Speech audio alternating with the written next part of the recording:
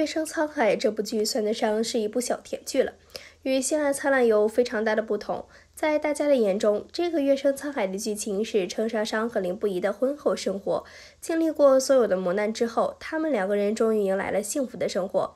但是在这之前，程少商差一点就嫁给其他人了。林不疑对程少商的情话非常直球。程少商疑惑，为何连个女娘仆妇都没有？林不疑回答，你不是女娘吗？有你一个便够了。言下之意，女娘只有你一个，仆妇等你成了女主人再给你配，目前不重要。程少商祝福，愿您保重身子。林不疑回答，若想保重身子，就不会救你了。言下之意，为了护你周全，我可以不顾自己。在原著小说当中，林不疑为了报仇不连累程少商，就与他划清了界限，反而害得程少商受伤大病了一场。林不疑杀了林家全家人，而林不疑被罚去戍边疆5年，而袁慎在此之间趁虚而入，追了程少商5年，并与他定亲。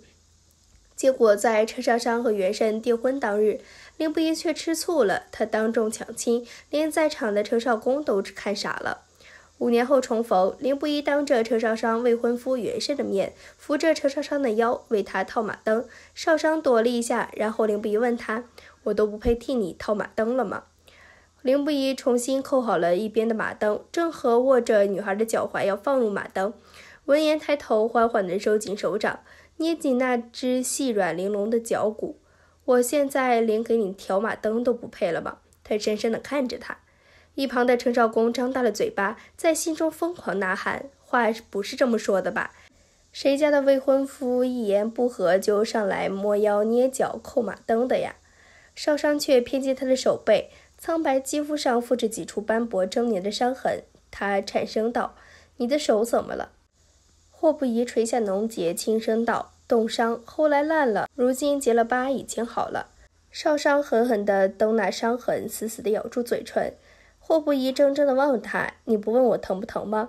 少商用力抽回缰绳，冷冷笑，我早就不是从前的我了，如今没有了马意，我也不会再害怕了。说完这话，他高高扬起马鞭，娴熟的虚挥一记，黄鬃马立刻飞驰而去。女孩的动作洒脱飒爽，不过程少公眼里看来颇有几分落荒逃的意味。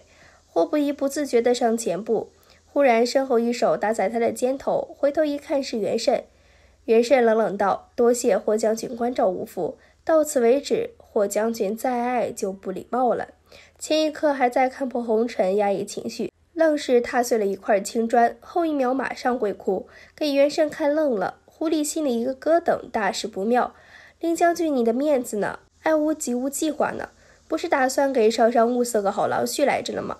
哪个郎婿比我林不疑对娘娘更好？程少商本以为他可以忘了林不疑，稳稳当当的和袁慎过一辈子，可是当他再见到林不疑时，却无法欺骗自己的心，最终还是和林不疑离开了赌城。林不疑和程少商和好之后跟他说，我会再回西北驻守边疆，永远守护着人间星河。不得不说，林不疑的战损装也太帅了吧，简直是忠君爱国的好典范。更不要说林不疑还非常护妻，只有他能护住程少商。也不得不说，林不疑简直是十全十美。也正是因为林不疑的守护，让程少商在残酷的战争中之下看到了和平安稳的希望，也让他迅速成长了起来。如果是过去的话，程少商肯定会为了自己去争取，但是经历了华县战役之后，他就知道要为自己大义，甚至要放弃自己的小爱。在原著小说中，林不疑因为上战场厮杀性命垂危，程少商不惜带兵千里来救援。他说，谁要感动我的男人？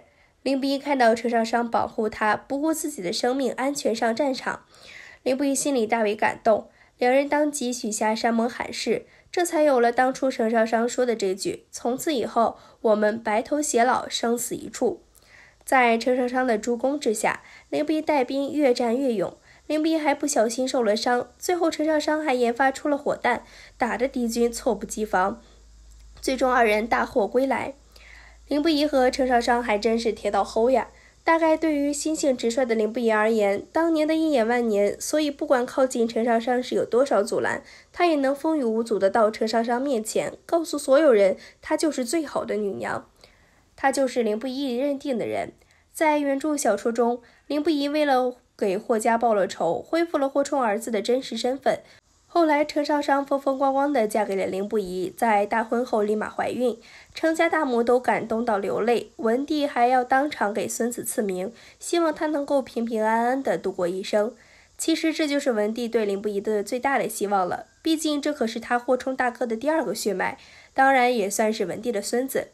故事的最后，凌不疑最终带着一家人驻守边关，世世代代守护脚下土地，能够永远守护这背后的人间星河。凌不疑一开始只是见到了程少商的手，并不知道程少商的具体样貌。他喜欢程少商是发自内心的喜欢，并不是一时冲动。